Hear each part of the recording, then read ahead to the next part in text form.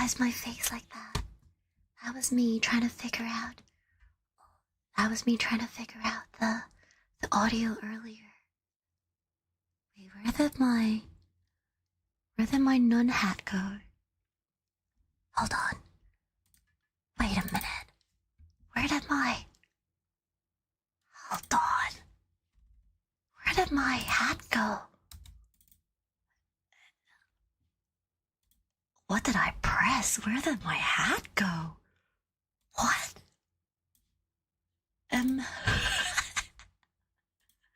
Hold on. Where did my hat go? What the heck? Oh, there we go.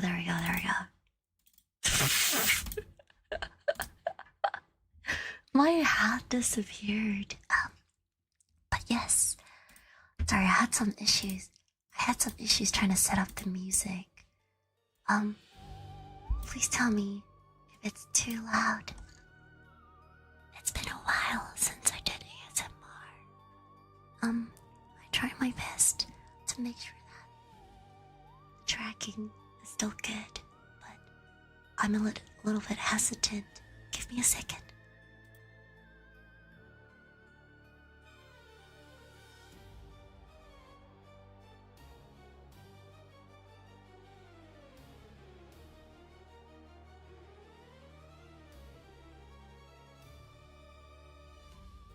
I hope that one day someone invents a good tracking for ASMR, because it is practically impossible to track your face when you're so close to the freaking mic. It just cuts out. It's so hard to track my face. But welcome to Roro's World of Horror, and by horror I mean that I'm a fucking baby. I'm scared of everything. I actually am scared of everything. But today, we're gonna try our very best. Let me know if it's too loud, okay? We're gonna try our very, very best to read scary stories together. I've compiled a list of scary, spooky, scary stories. And we're gonna read them together. I've got a few props here. Hopefully the sound effect is good. But if it's not, we ball. Also, if you have a short, scary story that you'd like to submit, please submit them to me via Discord, under the Roro Discord. Thank you. And ASMR always makes my freaking like mouth water. I don't know why. I have so much saliva in my mouth. I think it's because I'm whispering, but yes. I hope you're having a very, very spooky Halloween. If you're not, it's okay. We'll spend it together. If you're not out partying, you're not out having fun, it's fine. I'm here too. We're here together. Yeah. Sorry, that was so loud. Okay. We're gonna start with the first story. I hope you're all buckled in. I hope you're ready for a fright. Oh, it's still very early. We'll go late into the night then. We'll go late into the night with scary, spooky stories. Are you ready? The first story is called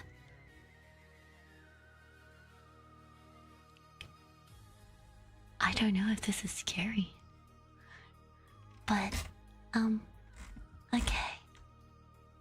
The story is called My Husband Has Discovered Something Awful. Okay. My husband woke me up from a nap with a gentle shake. I said, suppressing a yawn. What was that? I need to show you something, Bucky said, his voice trembling. Now? It can't wait.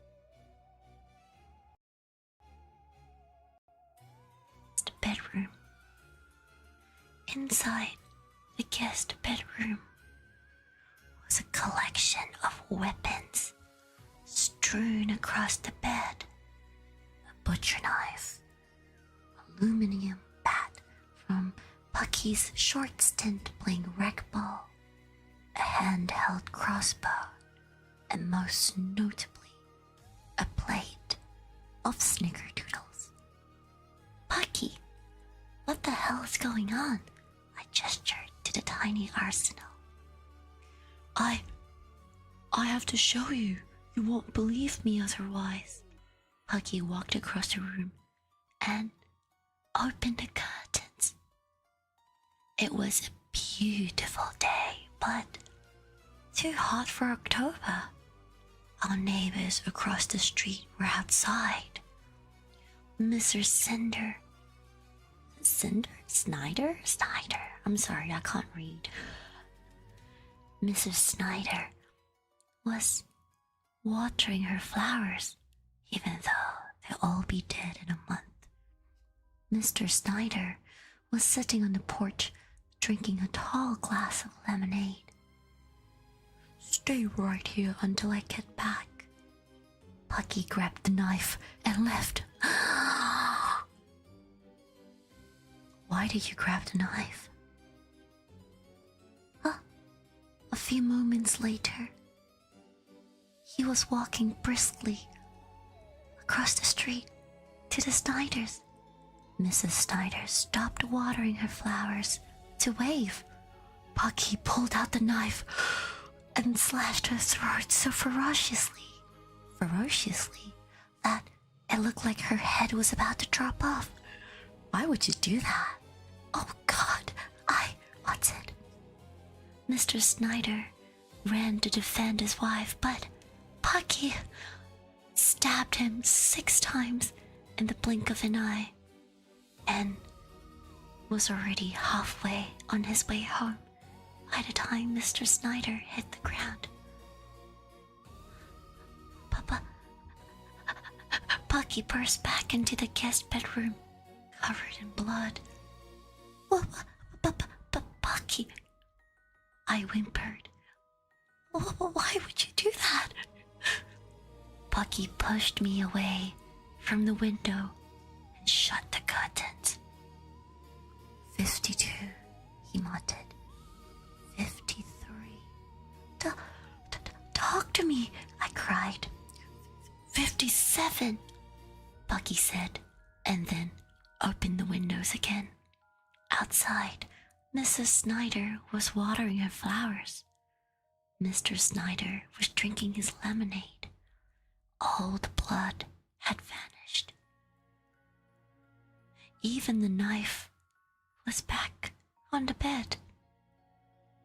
There's something wrong here, Bucky said, more to himself than to me. It doesn't matter how they die. After 57 seconds, they come back. They don't remember dying. I realized what Bucky was saying. You mean you've killed them more than once? I asked. I had to. I have to figure out what's going on. Bucky, I interrupted him. Have you killed me? What? No, I would never.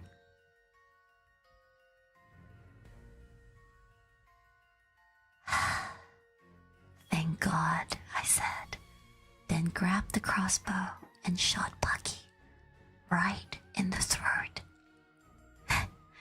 He looked at me with terror in his eyes, and then I started counting. 7, 8, 9, 10, 11. I quickly dragged Bucky down the stairs onto the couch. 12, 20, 30, 40, 50, 57. I can't have Bucky learning the rules of this place.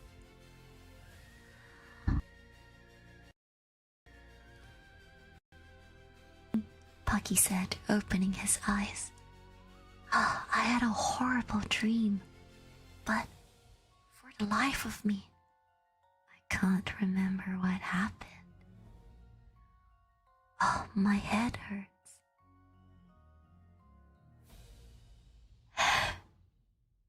Oh, sweetheart, I'm sure it's nothing. It's just a bad dream. You're safe here with me. The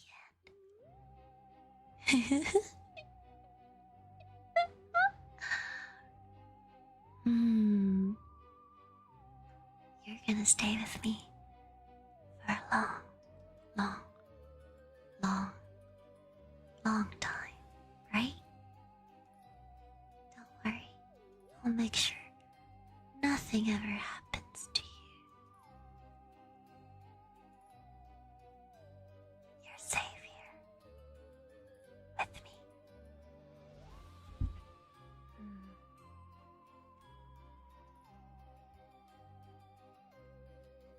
Ba ba ba.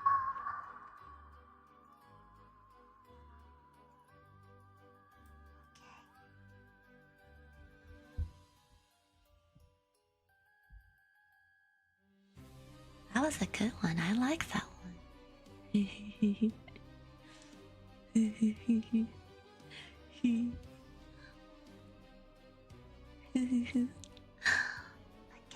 the next story. Why are they all about husbands? Okay, the next one. My husband's girlfriend became a tree.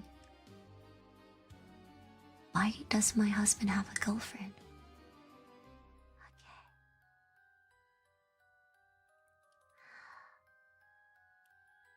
You're overreacting. Those are the words my husband said to me after he reconnected with his first serious girlfriend. I don't like the name they used. They used the name Marianne. I don't like that name. We'll call her Gwen. Okay. You're overreacting. Those are the words my husband said to me after he reconnected with his first serious girlfriend, Gwen. But Gwen had cancer. Terminal. Dead in a couple of weeks terminal. She was only...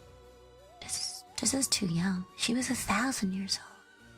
And she never had a serious romance other than with my husband. And at the end of your life, I guess, it's natural to wonder what could have been. Gwen wanted to reconnect with my husband, spend her final moments with him.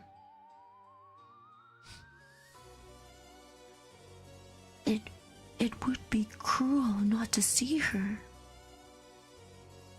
said my husband. I could tell that my husband was also pondering the what could have been with Gwen. Well, I thought My saving grace was that the doctors were right. Sure enough, she died after a month.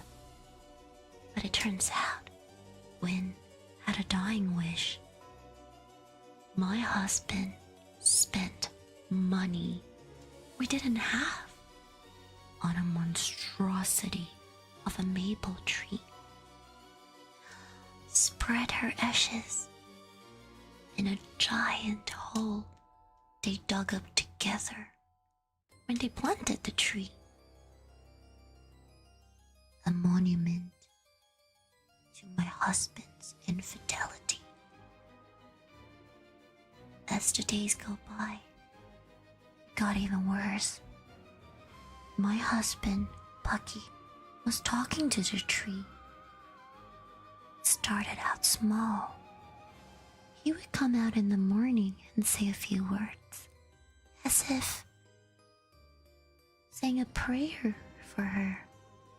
He would put his hands on the tree with a tenderness I desperately wished he had shown me. But before long, Pucky was having conversations with the tree. Long, deep, stay up till 3 in the morning conversations. He was buying romance books and reading them aloud intimately to the tree. He was laughing hard, more than he had ever laughed with me, with the fucking tree. I had to confront him. Pucky, what are you doing out there all day? His face was constricted. He was hiding something. I'm not supposed to tell you.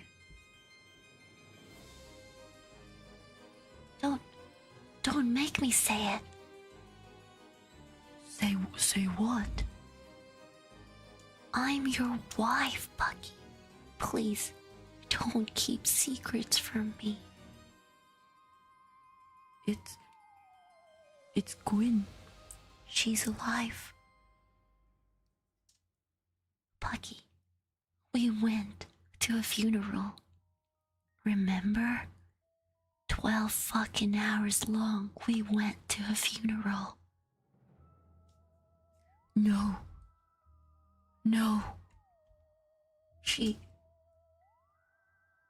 She's alive. She's alive in the tree. What am I supposed to say to that? I mean, you hear yourself. I know how it sounds. It's real. She's been speaking to me.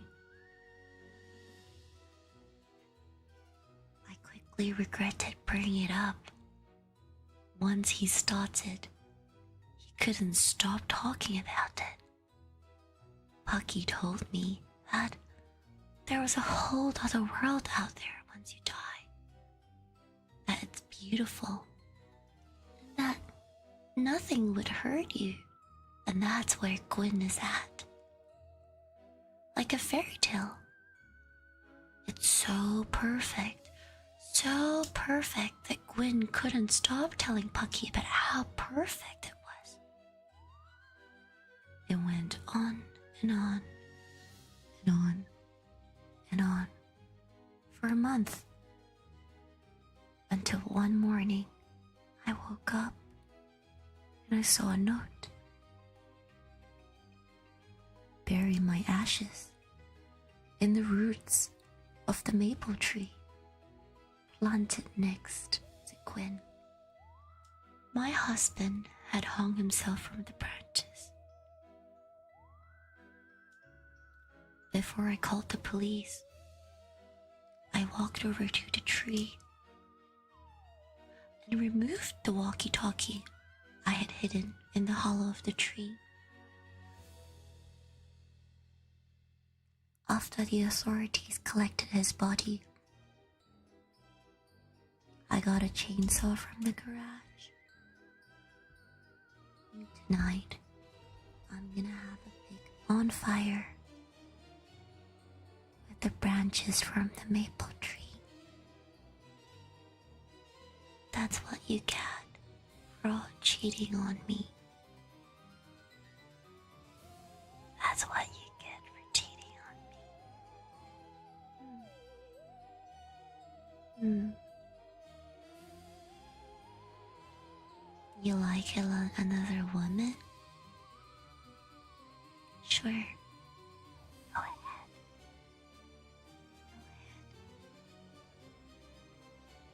Go ahead, I won't stop you. I won't stop you.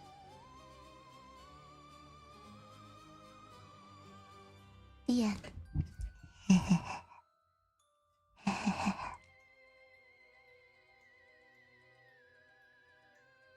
If your ex-girlfriend Gwen comes back and tell you that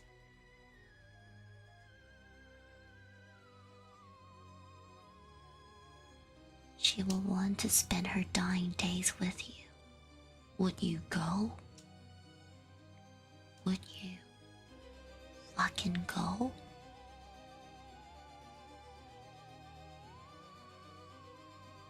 You better not. You better not. Don't you dare.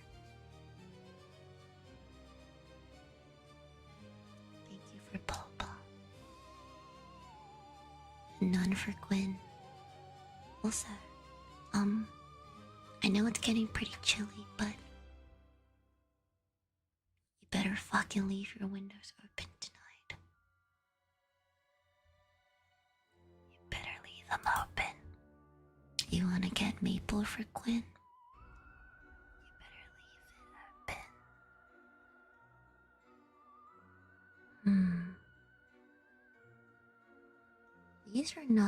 These are just like stories with twists. Where are all the like ghosty ones? When I was younger, I had a cousin that used to like collect like ghost story books. And then she would like, every time she's done with it, she'll send them over to me. And they always like scared the hell out of me. I can't seem to find them on the internet. And obviously I don't have the books with me. Okay. The next one is called Never Eat One of Grandma's Cookies. Lucky for me, or unlucky for me, both my grandmas are dead, but anyways, the story is called Never Eat One of Grandma's Cookies. Okay. Tommy and I were excited, very excited. After months of begging, Mom finally agreed to let us visit our grandmother. Does she wear a funny hat? Is her nose pointy? Tommy had a million questions to ask. Why does she live in the middle of the woods? She likes to be alone, Mom said, ignoring the rest of Tommy's questions. How come we never visited her before? I asked. Mom hesitated. Complicated. Mom hit the blinker and then turned onto a gravel road that led through a thick patch of trees. Down the way, the trees opened up into a clearing where a large cabin was. Puffs of sparkly red smoke slowly rising from the chimney. Mom hit the brakes. Listen, Mom said, her voice serious. I love your grandmother. And 99% of the time, she's perfectly harmless. But you two need to make a promise never, ever to eat her cookies. But what if I'm hungry? Tommy pouted. No buts, Tommy. Mom raised her voice. Promise me.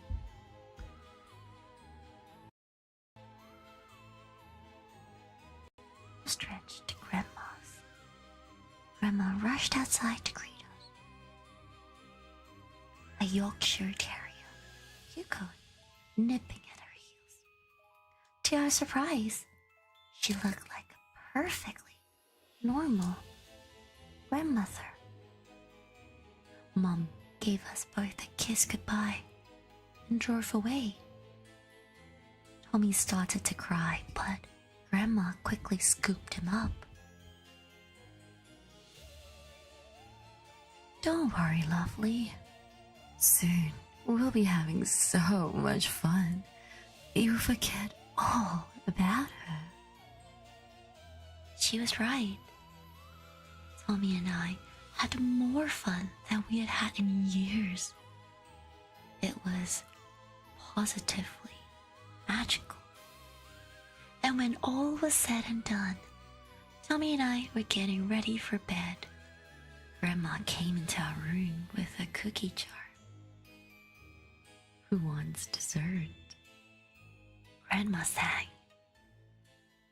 Tommy started to speak, but I elbowed him.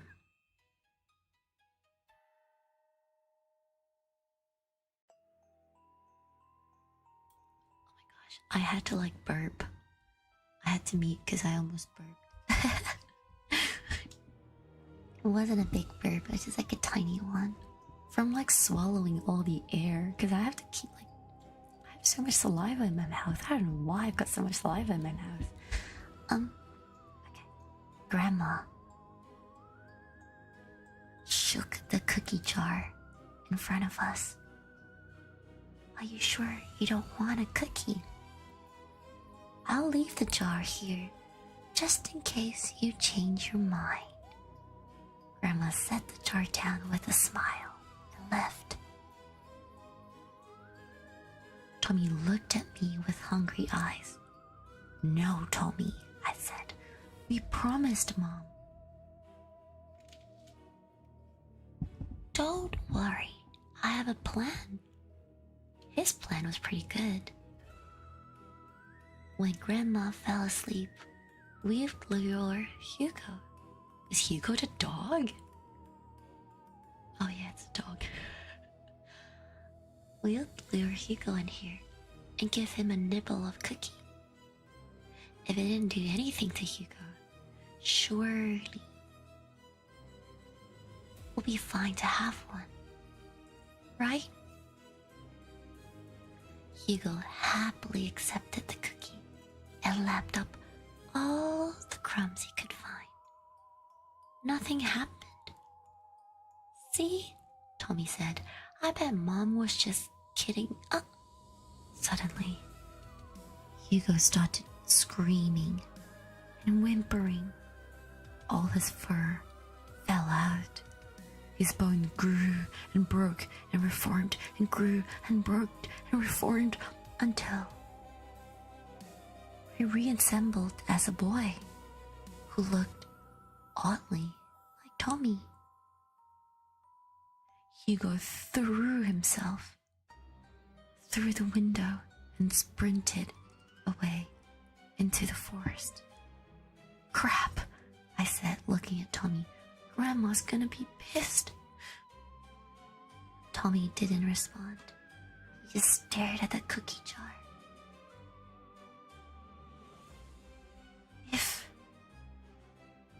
If those cookies turned Hugo into that, what would they have done to us?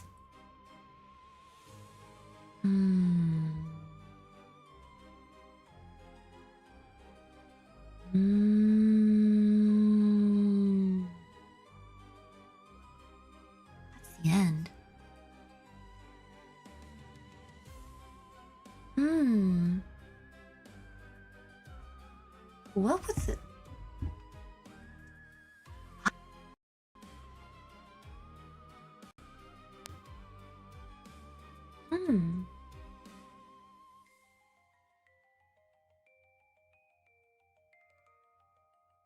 I think that maybe the... That wasn't scary, it was just more like, I'm so curious now. I think that Hugo, the dog, was originally the son. And I feel like the two of them were originally dogs. And then, like, if you eat the cookie, you just turn back into what you were before, maybe. You know? Like, that's what I'm guessing. Or like maybe the dog was like their older brother, and then when they were younger, the dog ate the cookie. I mean, the older brother ate the cookie and became a dog. That wasn't scary. Now I'm just like, what is the answer? What? Does that mean that I'm a good boy? Are you? Are you? I think only you have the answer to that. Have you been good?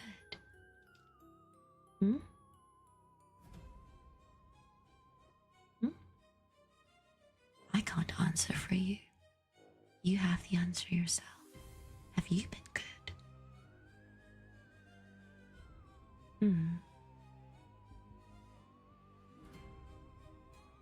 Why would you ever, as a parent, leave children? Exactly. It's like the mom knew. Why would she put her kids there?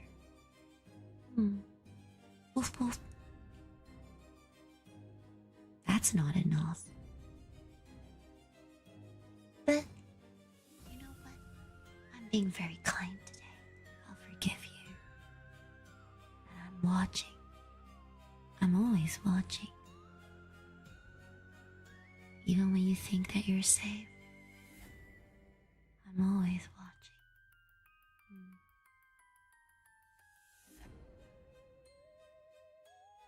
Okay.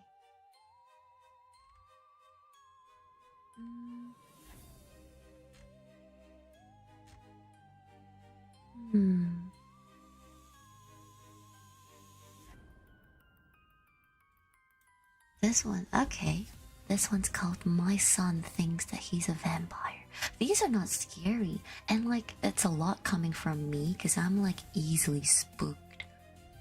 Like, I'm easily scared of stuff, but these are like, I'm not gonna lie, these are not scary. These are disappointing. Reddit, you're disappointing today. These are great stories, but I just assumed that they would be scarier. Oh, there was this one story that I read before. I mean, I don't remember exactly what it is, but it was about the elevator. Let me see if I can find it.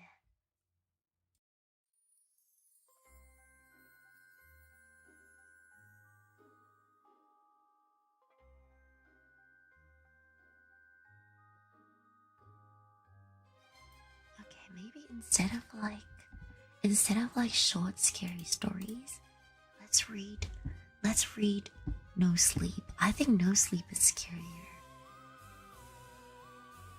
Right? I think this is the story that scared me. Like, do you know, like, there was this story that was trending for a bit on Reddit? About the elevator. And it was like, you cannot get off at like a certain floor or something like that. I don't know if it's this one. Maybe because it isn't as short. Maybe. Okay, let's try this one. As I got on the elevator, a man getting off whispered something strange to me. Don't get off until you hit the 9th floor. No exceptions. My interview's on the 5th floor, I replied. I will only say this one more time. Don't get off until you hit the 9th floor. No other floor is safe. It's crazy, but something about the way he said it penetrated my skull. He was serious, and he looked nervous, like he had to fight every instinct in his body to say that to me.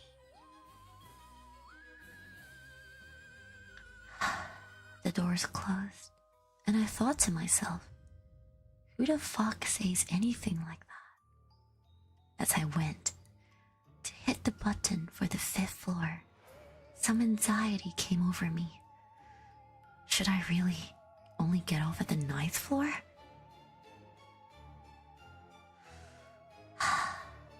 The elevator went up. I scanned my surroundings. A TV bolted to the top corner of the elevator. A mirror at the back wall of the elevator. And some cozy lounge-style music was playing. Pretty standard stuff. Now arriving at the 5th floor. Weird. Not sure if I've ever been in an elevator that announced every floor that it was arriving at, but I was sure that if I worked in this building, I'll get pretty sick of this quickly. Ding! The doors opened on the 5th. In front of me was a reception area with a woman seated at the front desk. She stood up from her seat. Mr. Davis, you're here early. Gentleman's warning earlier played in my head. We'll be ready for your interview in a few moments. In the meantime, feel free to take a seat. Thank you, I responded. If I'm, early, maybe I can come back in a few minutes. Nonsense. We'll try to speed things up. He's been very excited to see you. The elevator doors started closing. I held them open. I wasn't sure what to do here, but everything seemed fine. Granted, the receptionist did seem a bit eager, but beyond that, from my vantage point, I scanned the office. Behind the front desk area, everything looked normal. Cubicles, folks clicking away at their computer, kitchen area, pretty unremarkable, that is. Except for the portrait off at the far end of the office floor. It is huge, very, very large. I almost couldn't tell what the painting was of. But I did see a group of employees staring at it, almost admiring it. Your wife's name is Meredith, right? I froze as the receptionist's questions shot a dart right through me. I didn't remember the job application ever asking for my wife's name. You two are thinking of having children, right? If it's a boy, you want to name him Sam, right? What the fuck? Forget that she was right on the money. This was something I'd never spoken about to anyone before, including my wife. Before I could answer, the office workers surrounding the portrait started singing the happy birthday song really loudly, in complete and perfect unison. Someone brought out a birthday cake and presented it to the portrait. a porter that, after a bit of squinting, I realized was a very large version of my high school yearbook photo. I backed into the elevator. I pressed the close door button. I panicked as it took a long time to register. Press. Come the fuck on. After what felt like an eternity, the doors started closing. As they closed, I heard the receptionist say, "I am so curious to know what your insides taste like." Fuck, the 9th floor. I need to get to the 9th floor. I found the 9th floor button and pressed it. It felt like it didn't register my push, so I pressed it again. And again. And again. And again. Come on. 9th fucking floor.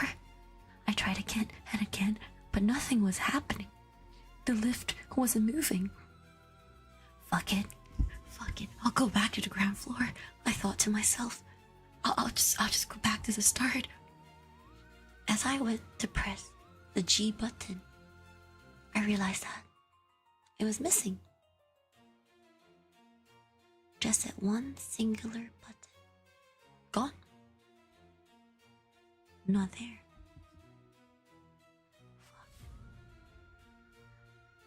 Fuck. I was getting claustrophobic. I took a deep breath to prevent myself from having a full-blown episode. The elevator started moving up again. A panel above the elevator doors lit up. The numbers started going up. 11. Someone was calling the elevator. I started telling myself, it's okay. Someone would call from the 9th floor. I'm sure that's where I'll just get off. I'll just get off at the 9th floor. As the elevator approached its new destination, I noticed that the background lounge music had changed. It is now an instrumental arrangement of Happy Birthday. Not sure why this thing thought that it was my birthday. I glanced at the weather report on the TV. At least it's gonna be sunny all week. If I get to leave. Silver linings, right? Now arriving at the 11th floor. The doors opened. I hung around the inside corner of the elevator, beside the buttons. No need to have another nightmarish experience, right? An old woman stepped into the elevator. Great, I'm sure this would be easy to explain to her. She smiled at me as the door closed. With a lump in my throat, I asked, what floor? Oh, ground floor, please. Sorry, ma'am. I think the ground floor button is missing. Maybe we could wait until someone calls us to the 9th floor? 9th? No. I think I'll just go to the 2nd floor instead then. She went and pressed the button. I have plenty of friends on the 2nd floor. It'll be fine. And she pressed it. I didn't feel comfortable cornering an elderly stranger in a seemingly haunted elevator. But I tried again to convince her.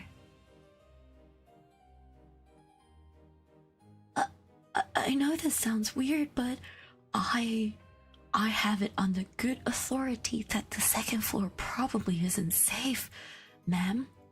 I'd strongly recommend not getting off until we get to the 9th floor. She smiled at me. Oh dear. It'll be alright, you know? I like to take all opportunities that are given to me. It's a shame that you turned your opportunity down. I know that the folks on the 5th floor are very, very disappointed with you. I backed up into the corner of the elevator. I saw the reflection of the old lady in the elevator's back mirror. She looked ghastly, otherworldly. Now arriving at the 2nd floor. The doors opened. She smiled at me again, and then exited. I poked my head around the corner to look at the 2nd floor. It was damp, looked old, looked like a cave. And then I heard a low rumble. A man dressed in fancy suit approached the elevator doors and held them open before they could close. You getting off here too, champ? I heard that the 5th floor wanted you, but I think we can give you a better offer. I'm good. You sure, bud? The salary's $800,000 every hour. Damn, to be fair, I would go. That would have baited me. But anyways, I'm good. You're funny. I'm kidding, bud. The salary is that we remove your eyes so that you don't have to see him. That's the kindest thing we can do for you. And the floor went pitch black.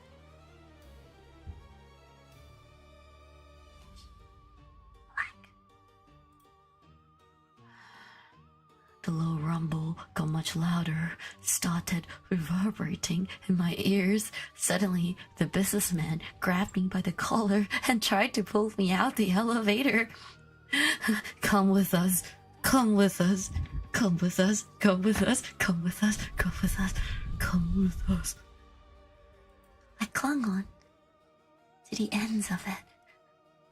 Fuck, not like that. I started kicking as much as I could. I was able to make him let go of me momentarily as I desperately pressed on the closed doors button. Miraculously, the elevator responded and closed immediately. I tried the 9th floor button again. Didn't work. I pressed 8 instead. Anything to get away from this hellhole of a floor. I heard a loud banging on the door as the elevator started taking off. Like an aggressive knock. As I saw the numbers rising. 3, 4, 5. The banging continued just as loud. What the fuck? 6, 7. Now the banging on the door didn't subside. And now arriving at the 8th. Oh, it went quiet. I pressed a button for the 23rd floor. And just as we arrived on the 8th floor, I mashed the closed doors button before the elevator doors were about to open. The banging continued as the elevator doors now started to dent inwards. The elevator continued going up. 9, 10. The banging softened. 14, 15, and softened. 19, 20, and then disappeared. 21. Now arriving at the 23rd floor. It was gone. Thank fucking God. exhaled. It felt like I narrowly avoided disaster.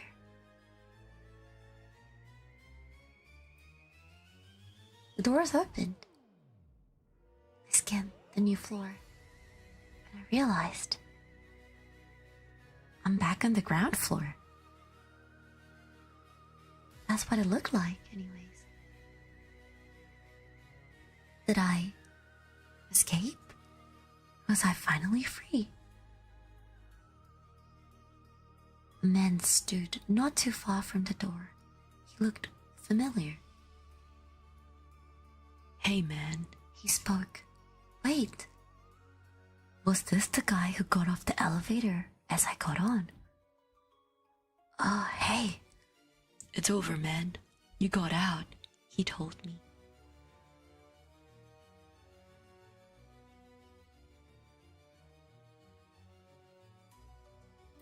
Sorry, I choked on my own spit. I was coughing. I felt a wave of relief washed over me, but I had to fight it. But you said the ninth floor was the only safe one, right? That was a trick. You followed your gut and you were right. 23rd floor. The real safe floor. You can step out now, man.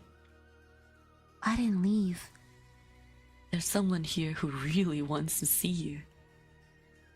I couldn't move. He wants to give you a job. He thinks you're gonna be great. Why the fuck can't I move? Please. He's in the other room. I'm gonna fetch him, okay? All you have to do is just look at him. It's a bit weird at first, but then it'll all be okay. It's a permanent position. Great benefits, trust me. It's fully on-site, but, you know, no better birthday present than a new job, right? I looked down. I forced myself to mutter the following words. "It's not my fucking birthday." As the man left to fetch whoever he was meaning to fetch, he gave me the following response. "Relax, man. No cursing on the job. We're all family here." It felt like I could only move a centimeter at a time. A true snail's pace, I inched my finger closer and closer to the closed door button, and I heard footsteps. He is coming back. With every fiber of my being, I pushed through. I hit the button.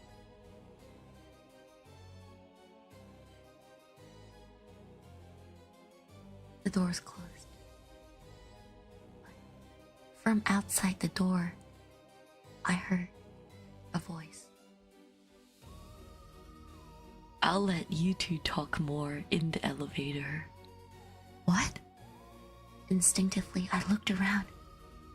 I looked to my right. I looked to my left. There was nothing. The elevator was the same as it always has been. A lengthy exhale. I was done with all of this. At this point, I would have taken death over continuing this bullshit any longer. As I pondered my next move in this hopeless situation, I noticed something strange. The button to the 9th floor was lit up. It was shining an ominous crimson red color. Before I could do anything else, my phone started ringing. I checked the call. It was my wife. I answered. "Babe, fuck! I don't know why I didn't think to call you.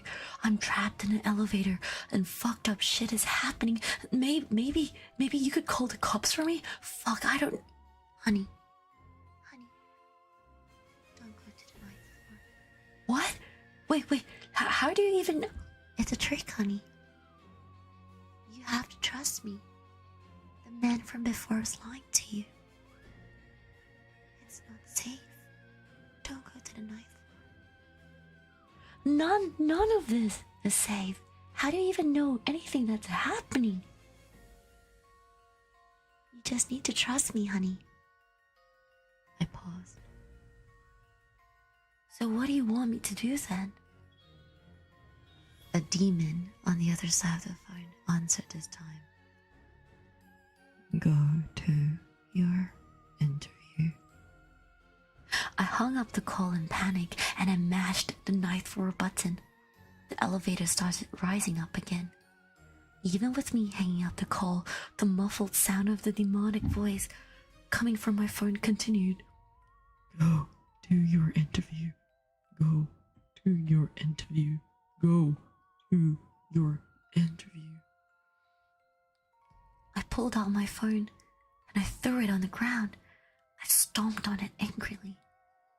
The warped sounds of go to your interview slowly started to die out.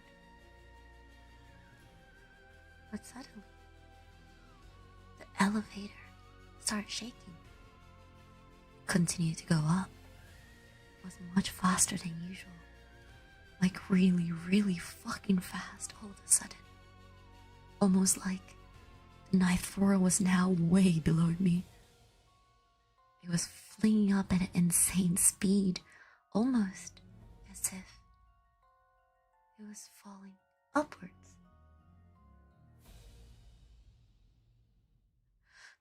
It doesn't matter. I don't know what's happening. Now arriving at the 41st floor. What the fuck? I was brought to my knees by the speed of the elevator, traveling faster and faster. Now arriving at the 90th floor. The buttons on the elevator didn't even go past 50. Now arriving on the 145th floor. Now arriving at the 230th floor. Now arriving at the 840th floor. The voice started croaking. A demonic sound this time. Now arriving somewhere nice. Sudden halt. Elevator stopped. The doors didn't open though. The panel above the elevator doors had no indication on what floor we were on.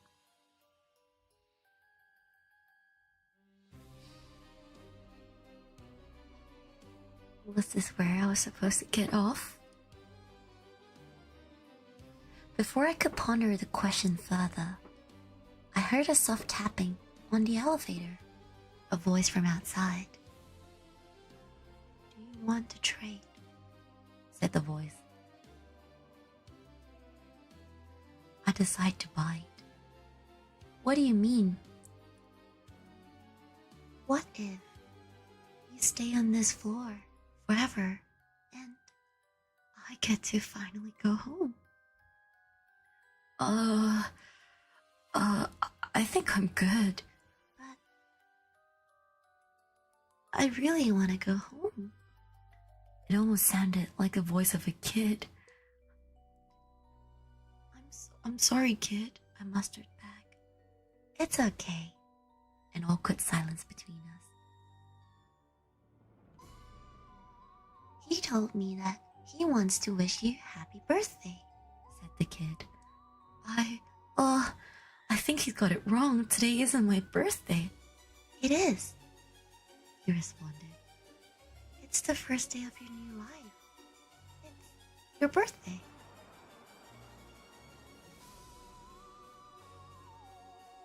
He wants you to look at the TV. What? I looked at the TV in the top corner of the elevator, hoping to see the one that I've been seeing this entire trip. The weather. Instead, the TV was now showcasing what looked to be a CCTV footage, grainy footage of a camera of the exact elevator I was in, a live feed of this exact moment. Except the TV showed me lying down, looking up with a wide smile on my face, and something above me on the ceiling looking straight down at me. Him. The lights in the elevator went off. The elevator plummeted downwards as I closed my eyes, screaming for dear fucking life. I waited for the impact. I knew it was my demise. Here it comes. Here it fucking comes. It's over. I'm not ready. I'm not ready. Now arriving at the ninth floor. Ding! Wait. What? Ninth floor? I peeked up from the elevator. Huh. Another reception desk. Wait, is this really... I was interrupted by a voice from the outside. You coming out or what, you fucking moron? I got to my feet. The feeling of distrust, anxiety, whatever you call it, my fear intuition, it was gone. I felt light. Fuck it. I stepped out onto the floor, approached the counter. The receptionist handed me what looked like a button for the elevator. For the ground floor, she said. Single use only. I took it and I headed towards the elevator. Then I turned back and faced her. Maybe I can take the stairs? She shook her head. If you didn't like the elevator, you're really not gonna like the stairs. Fair enough. I got into the elevator. I said a silent prayer to myself as I put the button where it belonged. It fit without an issue. I pressed it, and the elevator went down. Now arriving at the ground floor. Ding! As I got ready to exit, I realized that the ground floor button was missing once again. Strange. I didn't linger on it. I marched out, ready to get the fuck out of this building. I noticed this woman running into the elevator. I tried to stop her, but my body wouldn't let me. The most I could muster was putting my hand on the door to relay the message to her before it closed. Don't get off until you reach the ninth floor, no matter what. The woman just smiled at me. Happy birthday, Michael. The end.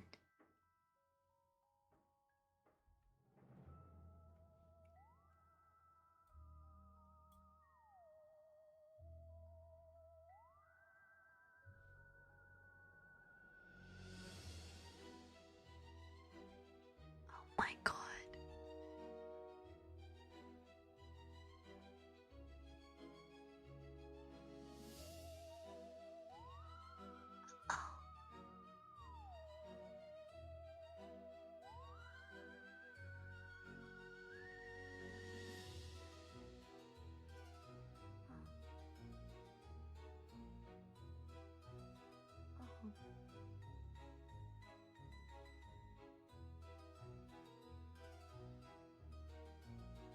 Okay, my take is that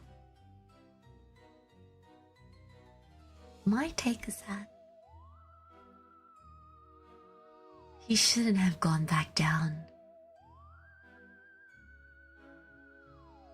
He shouldn't have gone back down to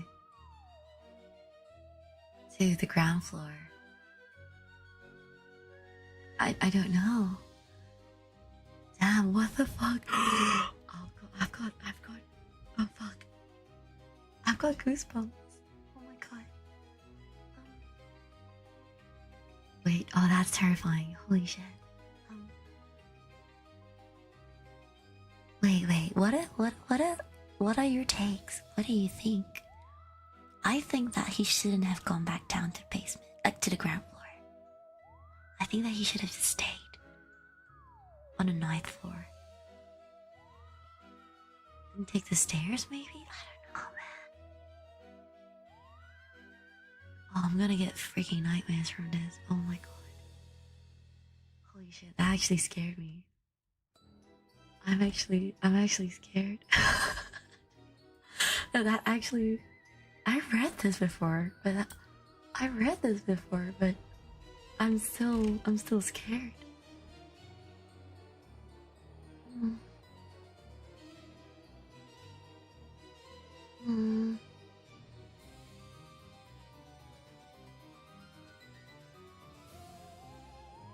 Wait, what was the last thing the lady said when she gave the button? I'm gonna read it again.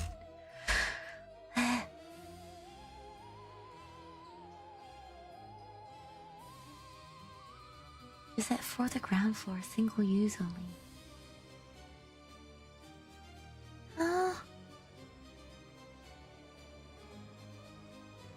don't think that job should have been enticing enough to get.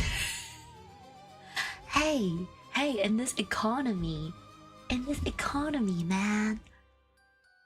Like I was just, here's another nightmare. Here's another horror story. I met Sun and Moon for Star and Moon for dinner yesterday, right? And Star and I were talking, and I was telling Star, I was like, you know what? At this point, I might just go get a job at like fucking McDonald's. Like, I'm not even joking. In this day and age, I cannot afford to feed myself. I'm gonna get a job at McDonald's. So I get it.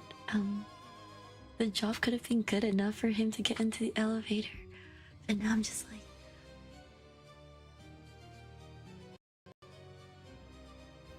the 9th floor. About the 9th floor, like,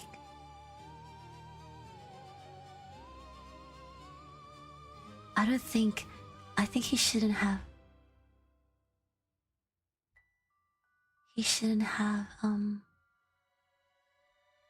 Man. Wait, let me see if this person continued. Did this person continue, like, the story? No? That's it. That's so sad. Oh no.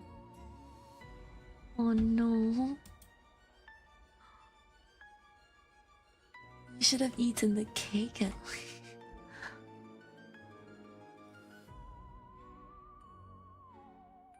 Oh my gosh.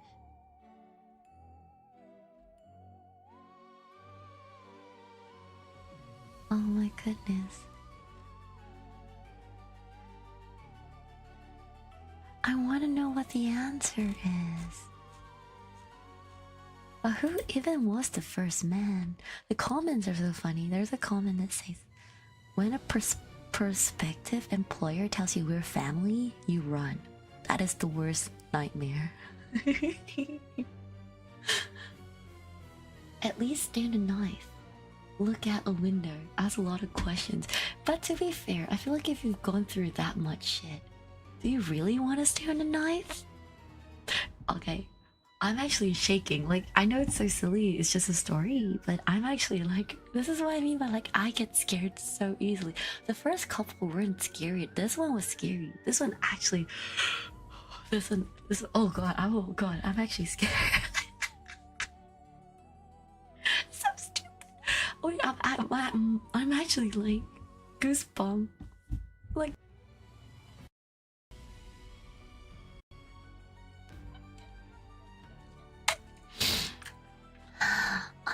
I'm actually scared. Oh shit.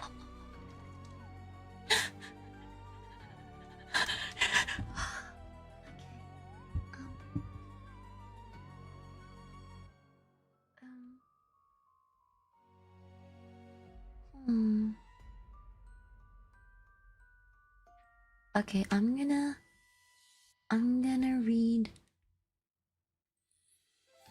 I'm gonna read the comments. What's the address of this building so I can turn down the job interview?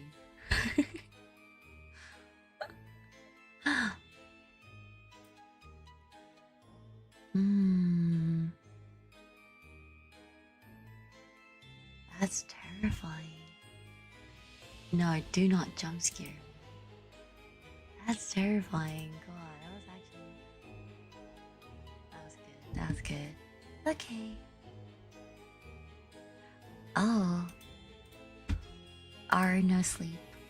My neighbor said that they've known my son for years. But I've never had children. Okay, let's read this one.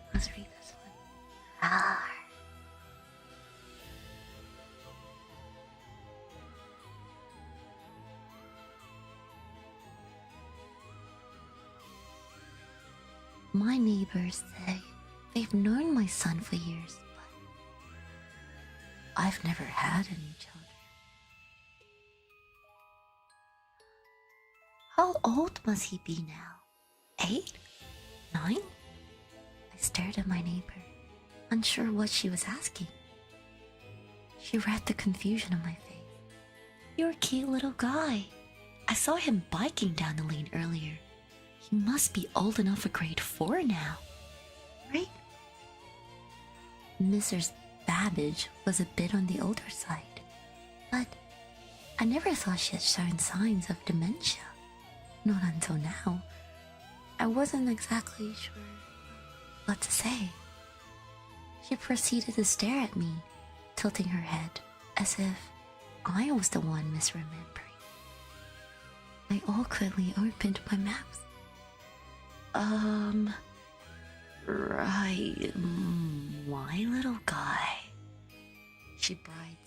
Yeah, he must be in grade 4, right? Sure, I mean, yes, he is. What a cute little guy, she said, and returned to watering her flowers. It was an odd, slightly sad moment. I wonder if her husband had seen glimmers of this too. I could only hope that this was momentary blip, not the sign of anything Alzheimer's related. I took the rest of my groceries out of my car and headed home. I had a long day of teaching and I just wanted to sit back, unwind, and watch something light on TV. But as soon as I took off my first shoe, I smelt it. Something burning on the stove. Something burning with a lot of cheese on it. What the hell? I dashed over to the kitchen and almost fell down. Partially because I was wearing only one shoe, but because there was a little boy frying Kraft dinner. I let out a half scream. Very quickly, I composed myself into the assertive adult who taught at a school. What? Excuse me, who are you? What are you doing here in my house? The boy is blonde. Willow-like hair whipped around his face. He looked at me with surprise. Papa? Papa, what do you mean? I'm here.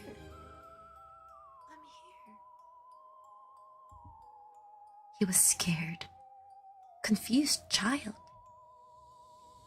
I couldn't quite place the bizarre inflection of his words.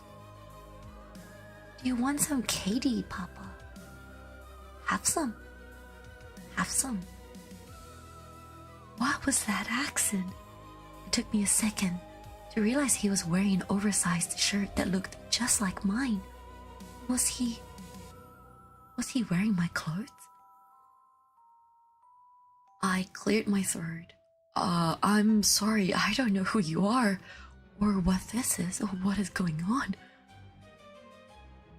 The boy widened his eyes, frightened by my intensity.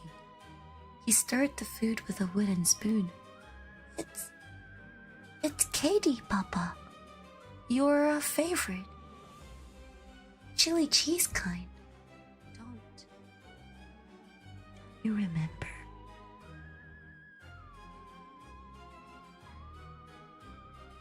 His name was Dmitri, and he claimed to be my son.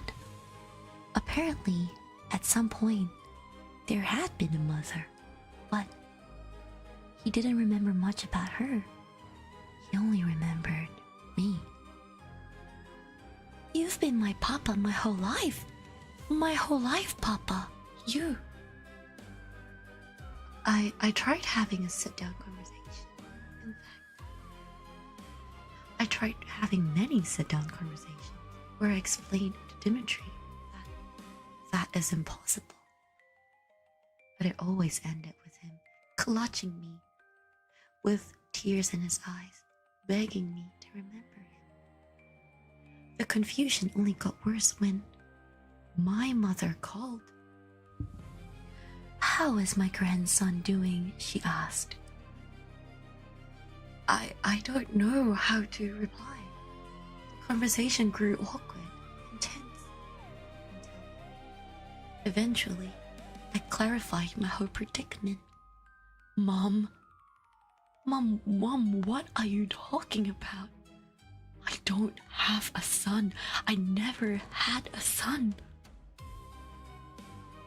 My mom gasped, and then laughed, and then scolded me, saying I shouldn't joke around like that, because of course I've always had a son. The little guy who would be celebrating his 9th birthday this weekend. I put the phone down so fast. I stood petrified in my own kitchen, staring at this strange, expectant child. For the next 10 minutes, all I could do was ask where his parents were. And just, who is he? He continued to look frightened and replied with the same question. How do you forget me, Papa? My method wasn't going anywhere. So, I decided to play along. I cleared my head. With a shot of espresso, I told him, maybe my brain must have been scrambled from overworking, and I apologized for not remembering that I was his father. He brightened immediately. It's okay, Papa. It's okay, Papa. You always work so hard. He gave me a hug. The tension dropped further as Dimitri finished making the craft noodles and served himself some. I politely declined and watched him eat. So you okay now? You not angry, Papa? His accent was so odd. No, I said. I'm not angry. I was just scrambled. His eyes shimmered, looking more expectant.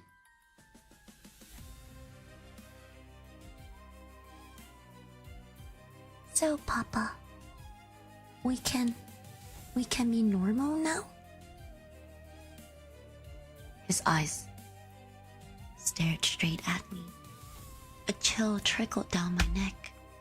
I don't really know what to say, but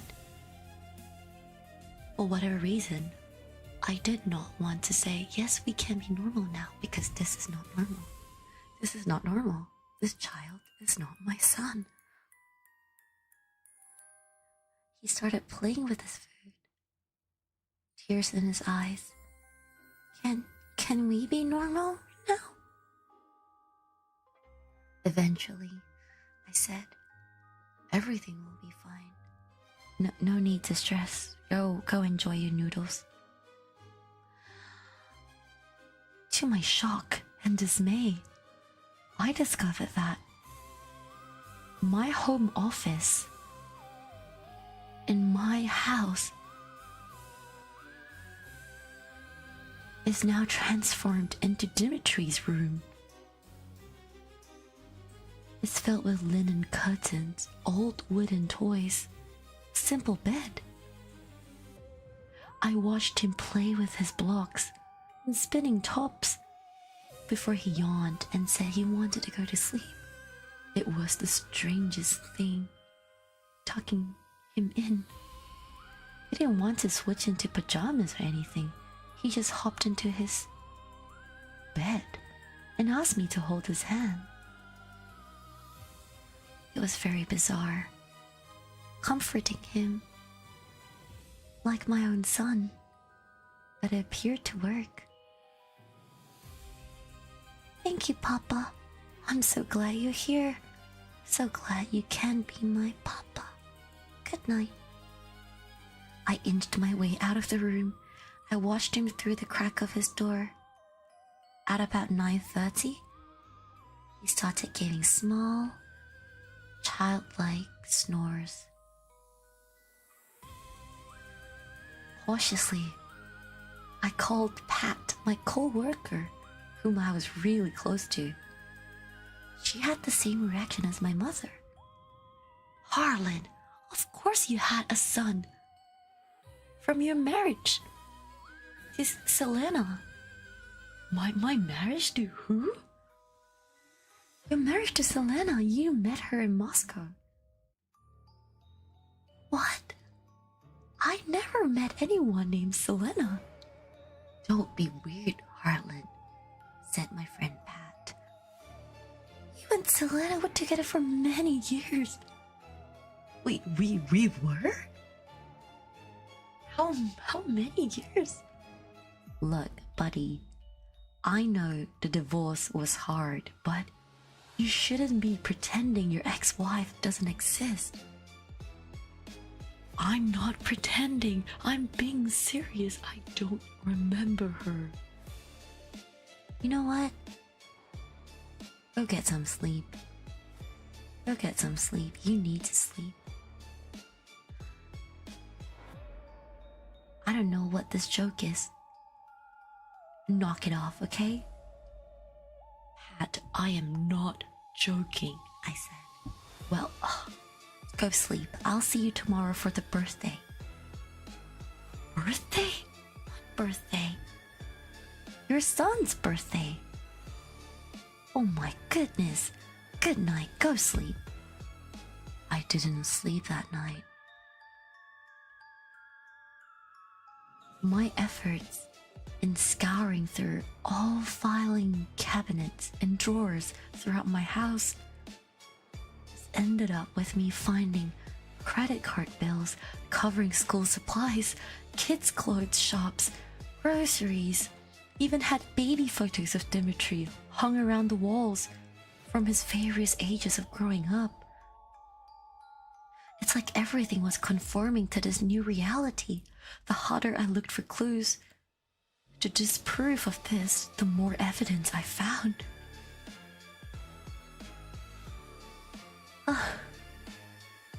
What's happening? It was Dimitri who woke me up next morning and said Uncle Boris was here. Uncle Boris? I peeked through the windows and could see a very large blonde man smiling at me, and behind him was a gaggle of other relatives, all speaking Russian to each other. Hello, Harlan, the blonde man's voice penetrated past the glass. We're here for birthday, child birthday. They all looked excited and motioned to the door. I was completely floored. I don't know what to do. I don't know who they are. I don't know any of them. Dimitri pulled at my arm. Come on, Papa. We have to let them in. I don't know any of them. Yes, you do, Papa. It's Uncle Boris. Uncle Boris. I yanked my hand away. It was one thing to pretend that I was this kid's dad for a night. It's quite another to let a group of strangers into my house first thing in the morning. Dimitri frowned. I'll open the door. Let them in. Wait, hold on, stop. I grabbed Dimitri. He turned away. Let go, Papa. I tried to pull him back, but then he dragged me into the living room again, and our struggle was on display for everyone outside. Dimitri pulled Hutter, but I had no choice but to pull Hutter back. This boy hit his head on a table as he fell. Boris yelled something in Russian. Someone else hollered back. I heard hands trying to burst my door down open. Dimitri, stop! I said. Take a minute. Stop, Dimitri. Papa, you're hurting me. And then my front door unlocked. I let go of my son and watched 3 large Slavic men enter my house with stern expression. Dimitri hid behind them. Is everything okay? Boris peered down at me from his blonde hair. I am very confused with what's happening. Confused? Why are you hitting Dimitri? The little boy pulled on his uncle's arm and whispered something in his ears. Boris's expression furrowed.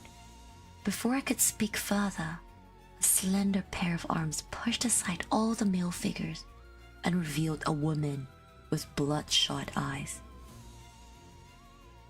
Selena.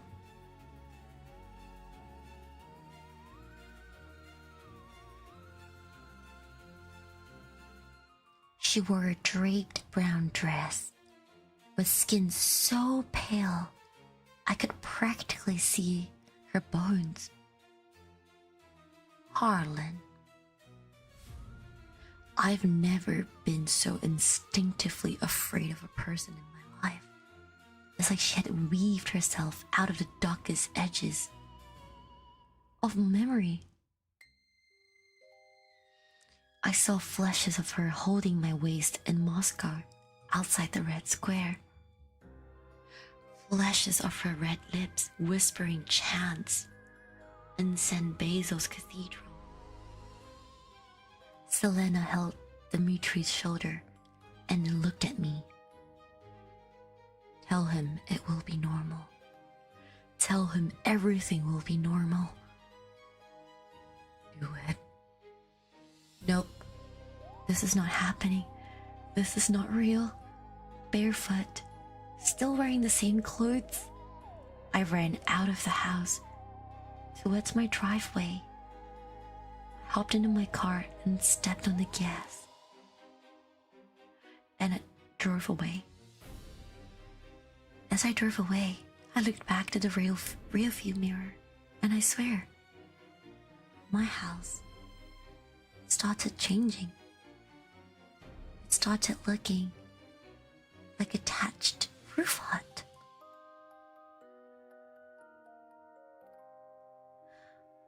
I drove myself back to the university. I walled myself up in my study. I cancelled all speaking arrangements for the next week, saying I need a few personal days off. No one in my department knew that I had a son. Nothing in my study showed pictures that I had a child or indicated I had an extended Russian family. When I asked Pat about our phone conversation, her response was, "What conversation? You didn't call me." I called my mom and she said the same thing. With immense fear, I returned to my house the following day. After setting foot back inside, I knew that everything had reverted back to the way it was before. Normal framed picture of Dimitri. no more alarming photo albums. And that clay walled room where Dimitri spun tops and slept, it's back to my home office. To this day, I still have no clue what happened during that bizarre weekend.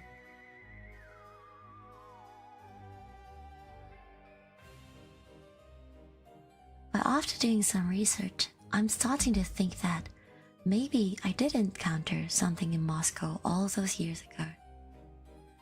Maybe some kind of strange, lingering curse. A stray spirit, a black witch disguised as an ordinary woman.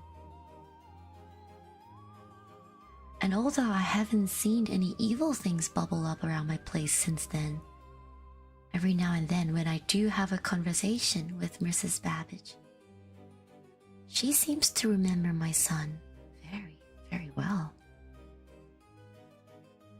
Such a cute little guy, always waving hello. Do you know he offered me food once? I think it was Kraft dinner. A little bit burned, but a sweet little boy.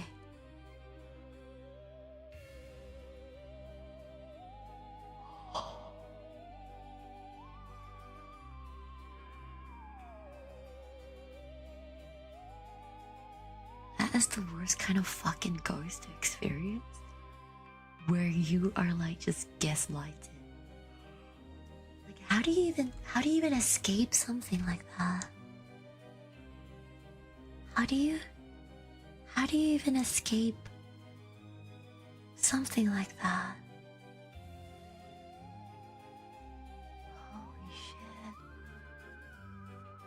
Oh my gosh, the comments are like, it is good that you neither ate the kid's food nor said verbal confirmation that it is the normal, or you would have been stuck there. Oh my god. That is true. It's a bit like Caroline. Have you guys watched Caroline?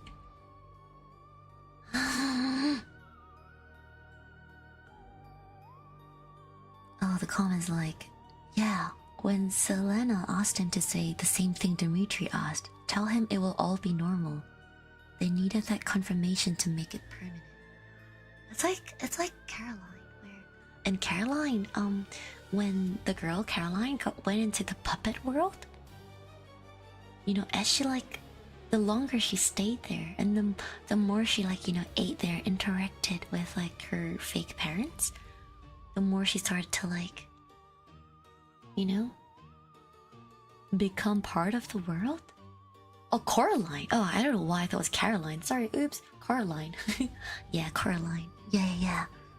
I think... Oh my gosh.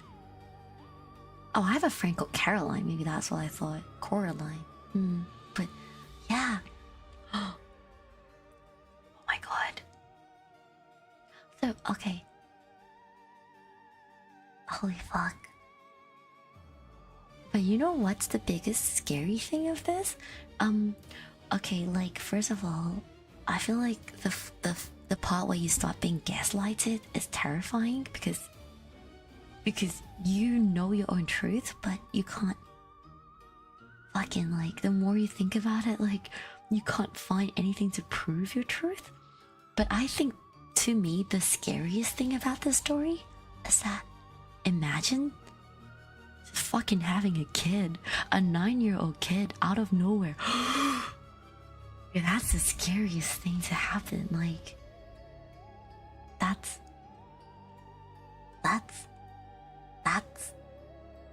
terrifying.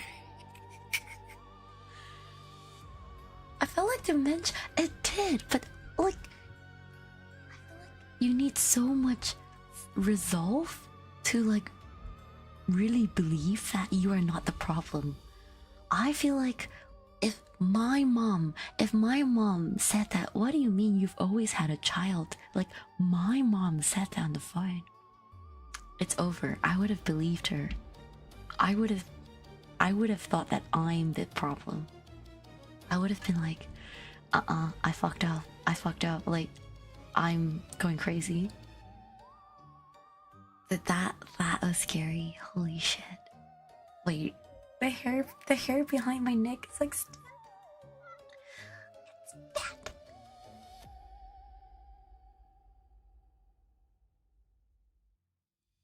Oh my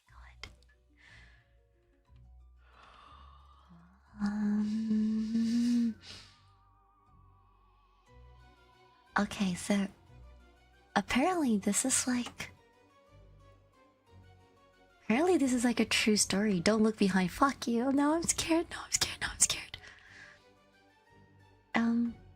Apparently this is a true story. So someone commented, "Thank goodness you didn't eat anything he offered you." Right? And the original poster said, "I never ate his mac and cheese, no. I'm not familiar with fairy tales or folklore, but something inside of me just knew that I shouldn't eat what he offered me." Oh my shit.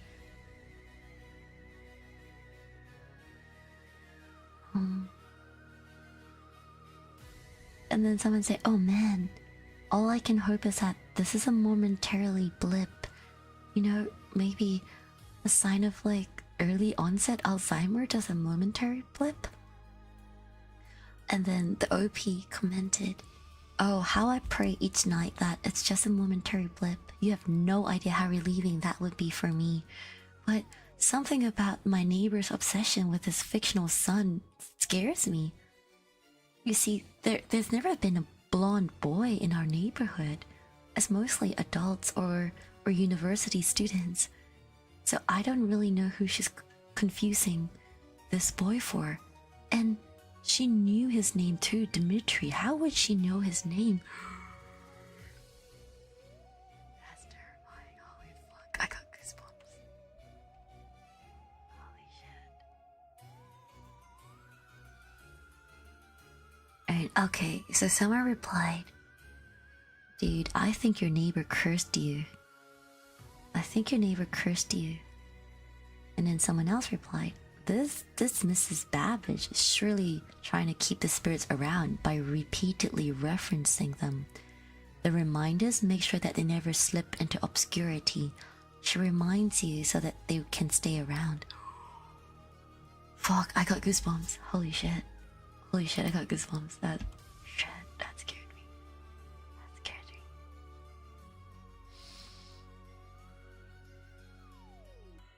Oh my god. I can't, that's terrifying.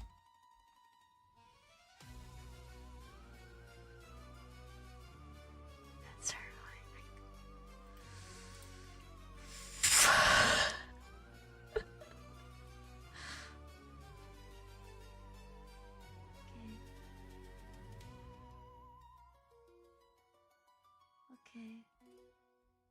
Okay. No. No, I'm scared. Now Selena's gonna look for you guys.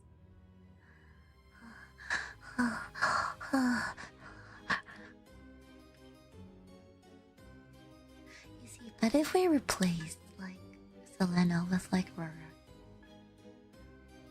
I don't think you guys would complain, right? If all of a sudden it's like, "You now have a 9-year-old child."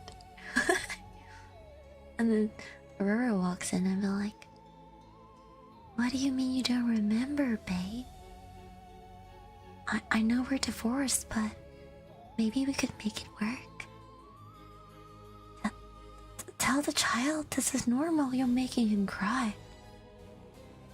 It's normal, right?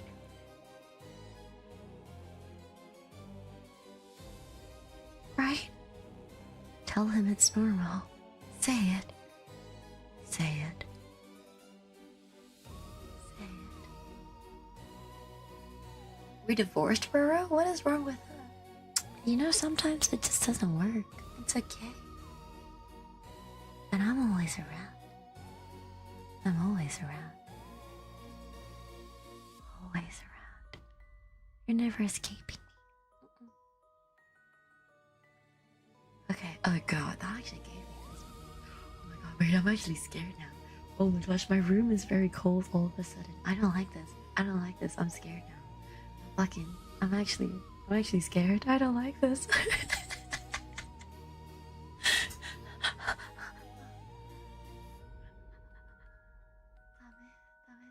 I'm actually scared. Holy shit. No. Nope. I'm not gonna sleep well.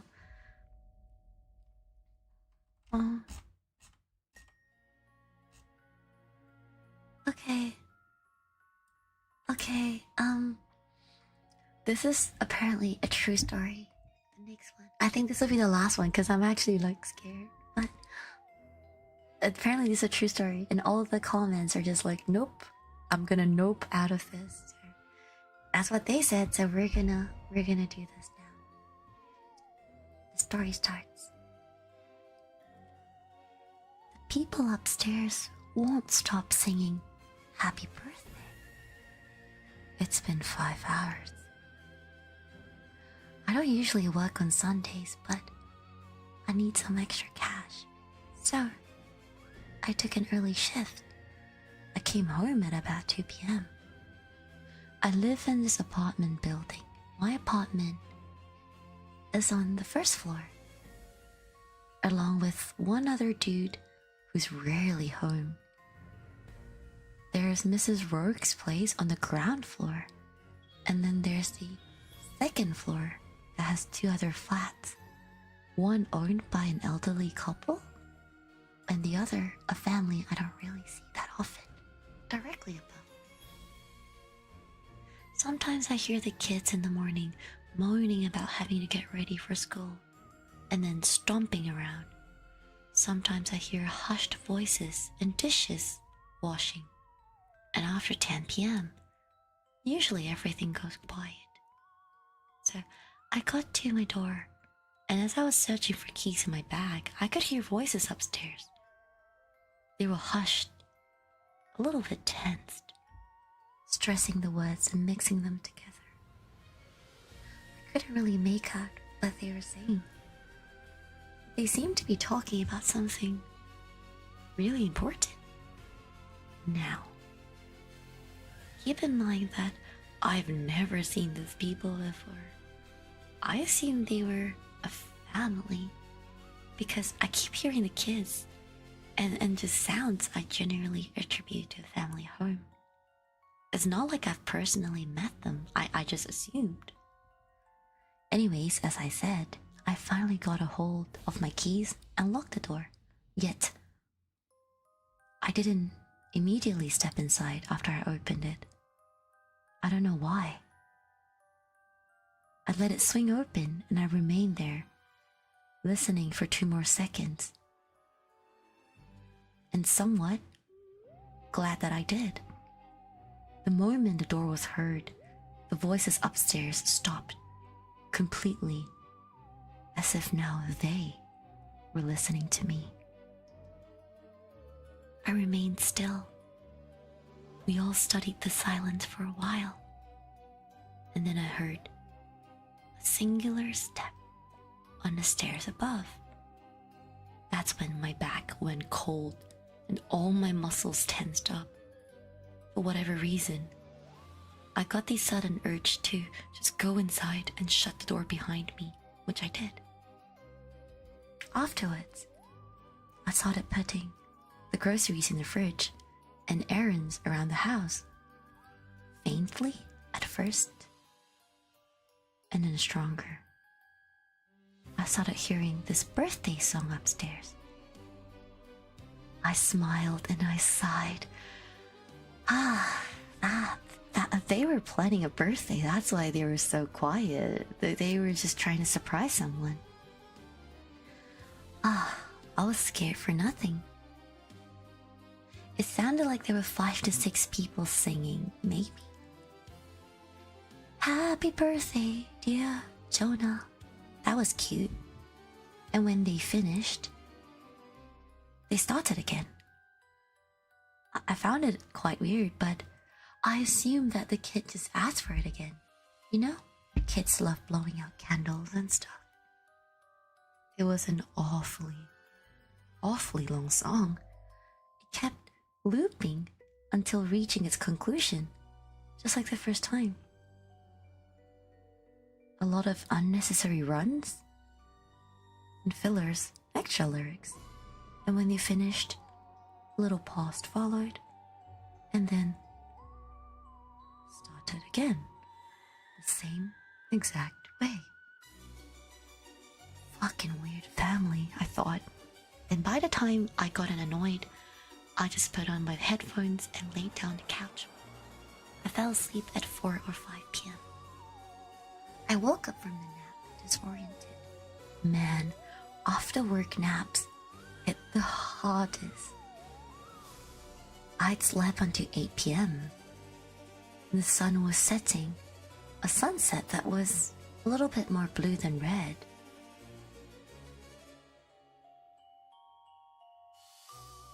I rubbed my eyes and I massaged my face. I stood up to get a glass of water. I walked barefoot to the kitchen, which is now sunken in that 8 p.m. darkness. I stood there still and silent, pondering about my life. Then it hit me. The folks upstairs were still singing happy birthday. I listened for a while, unsure of what my reaction should be. I wondered if they had some recording playing on loop. But that wasn't really the case. Each version sounded slightly different from the previous. They really were weird. Maybe their kid was just eccentric. Maybe they were practicing for some performance. I started thinking. As I said, I never met these people before, so I had no idea what they did. Maybe they really were practicing for something. I put my headphones back on and I went to make some sort of dinner. Even though I wasn't really hungry, my throat started to hurt. I ate, watched my show, and then took a shower. The singing had started to piss me off. It was now approaching 10 p.m. I felt the urge to go upstairs and tell them to stop it. I'm not confrontational. I really don't like telling people that they upset me. I don't want to talk to them, but they're really getting on my nerves. So I called my mom. I started telling her about my day, but then she interrupted me, asking about the people upstairs. Yeah, I mean, they've been doing it for hours, Mom. I don't know. That's starting to really get on my nerves. Well, go up to them and knock. Aren't the other residents annoyed, the old people upstairs? I'm sure they wanted to sleep by now. Maybe I could just put on some music, Mom? That could cover them up. But do you want to listen to music? No, not really. Then why do it to please them? Go upstairs, Michaela. I sighed and reluctantly agreed. After hanging up, I put on a sweater, unlocked my front door. The moment I opened it, the air felt colder. I stared at the dark hallway, illuminated by the ray of light from my door, and another faint one coming from upstairs. I walked up the stairs. The second floor was more animated than the first. The door to the family's apartment was slightly open. I slowly approached it.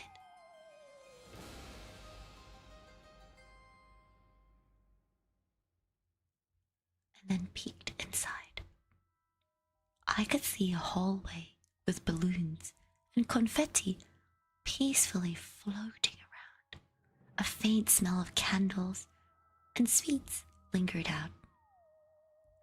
I don't want to disturb too much, so I tried to be discreet, quietly pushed the door slightly open a little bit more.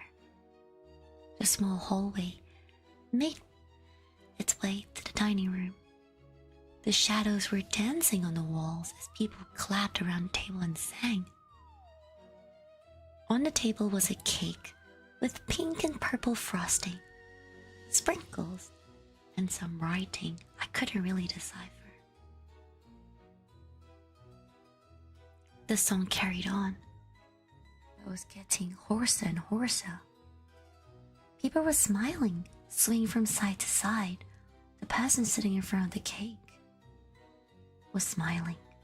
The lighting was dim and pleasant, the only source of light being the candles.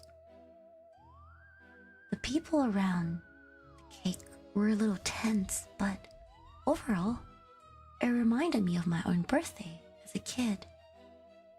Some boxes were laid scattered on the floor. I tried to take a better look at the kid and them. The child looked like a young boy with a big birthday hat on. He could have been 10, maybe 12. His face was round and stretched into a big smile. I stared for a while at the teeth. I don't know what made me do that, but I saw that he had adult teeth. They were rotten and yellow, sticking out of his mouth in weird directions. His eyes were wide and red, as if he'd been crying for a while. I don't remember seeing him blink at all. In the minutes that I watched, it felt like hours. He looked really shaken and tense. I've never seen a child like that before. Never in my life.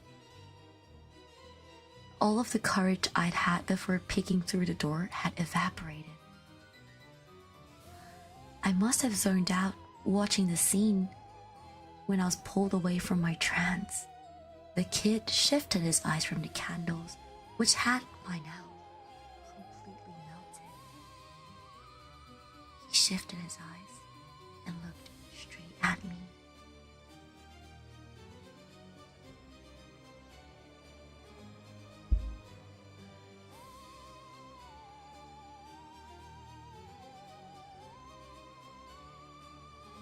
I felt seen like I've never been seen before. My heart completely collapsed, leaving a painful knot in my chest as I was locked in eye contact with the child. His smile slowly faded, turning into a frown. I wanted to run, but my body was frozen in place. Looking at me, he blew out the candles. And now, the room was engulfed in darkness. I heard something shuffle in the dark towards me, grasped, and shut the door behind me. I practically jumped down the stairs. The shuffling and scratching followed. I gripped the door and I slammed it behind me, just as something rammed into it from the other side. Eyes unfocused, I barely managed to lock it as the banging on the door started. The song upstairs had stopped. I looked through the peephole. The hallway was completely dark now, but I could make out the details of the face I looked at before in the dimly lit dining room. Only now, we were at eye level. Staring at me through my peephole. His face.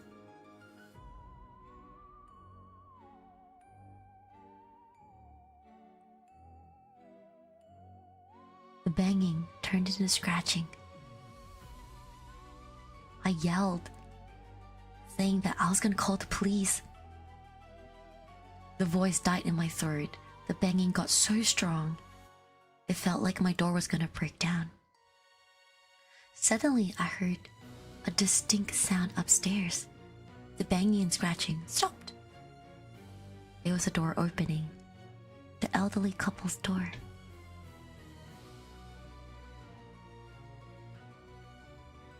"Hey! What on earth are you doing? It's the middle of the night. I look through my peephole as the kid, or not a kid, slowly walked away from my door, back upstairs. Quit it before I call the police. It's enough that I have to hear your kids' tantrums every day, lady, but... The voice abruptly stopped. I listened, barely breathing. No scream, no sound. Nothing. And then I hear it. Faint scratching. Shuffling. A faint cry that sounded more like sobs. I silently called the police and tried to whisper what was going on, afraid that I would be heard. And as I was telling them the problem, I looked through the peephole once again, only to be greeted by the same face, grimace, eyes bloodshot, sunken into the head. You're welcome to join next year. That's why we left the door open.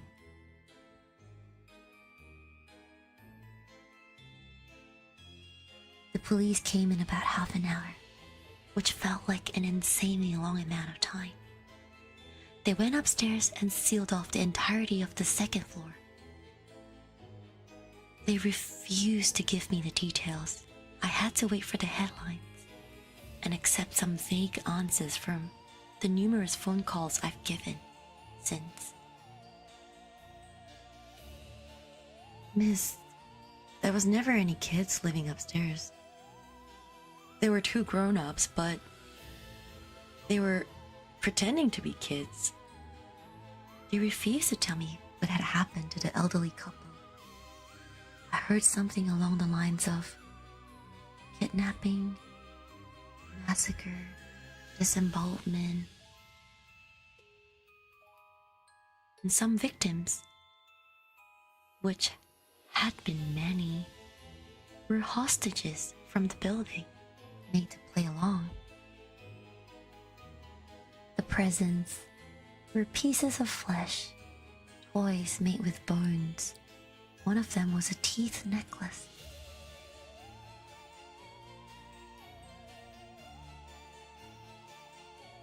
I'm going through a really hard time now.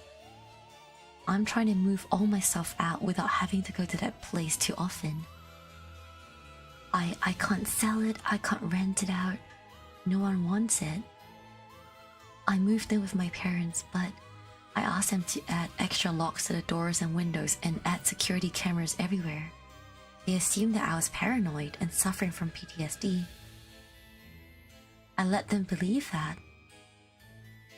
However, I had watched the security footage from that night, showing the outside of my door. The birthday boy I had spoken to hadn't actually gone back upstairs. He just crawled to the window and jumped out.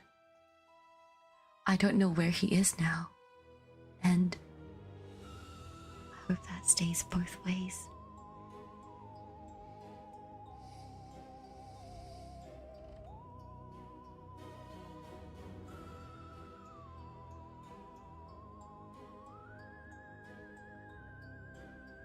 Nope. Nope. Nope. He knows you. He knows you now. You're the next victim. Michaela, it's over for you. And the police caught 2 people upstairs, but this guy didn't go back upstairs. This guy left through the window. He could be anywhere. Michaela is coming after you. Oh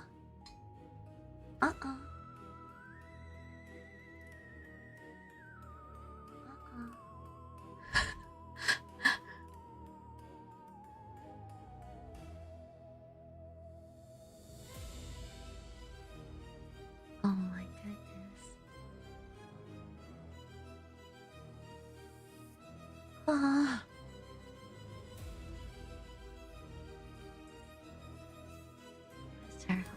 hate it. I hate it. I hate this. Uh-uh.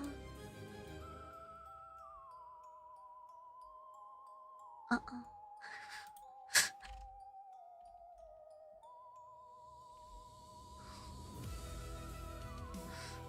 Uh-huh. Uh-huh. Uh-huh.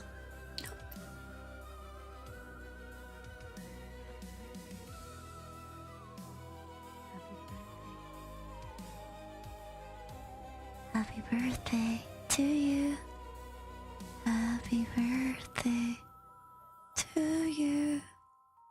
Happy birthday, dear Michaela. Happy birthday to you.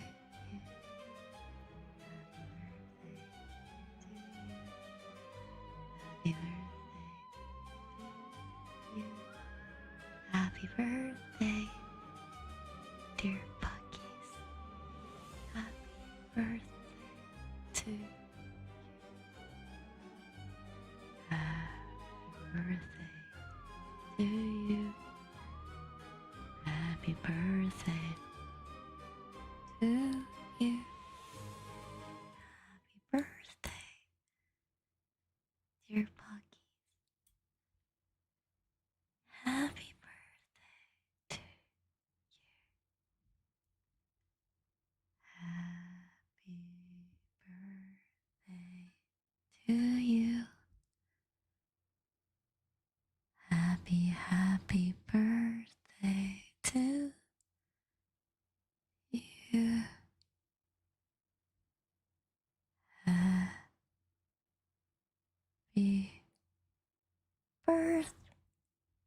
birthday, dear Bucky. Happy birthday to you. Happy birthday to you. Happy birthday to you. Happy birthday, dear Bucky. Happy birthday to you.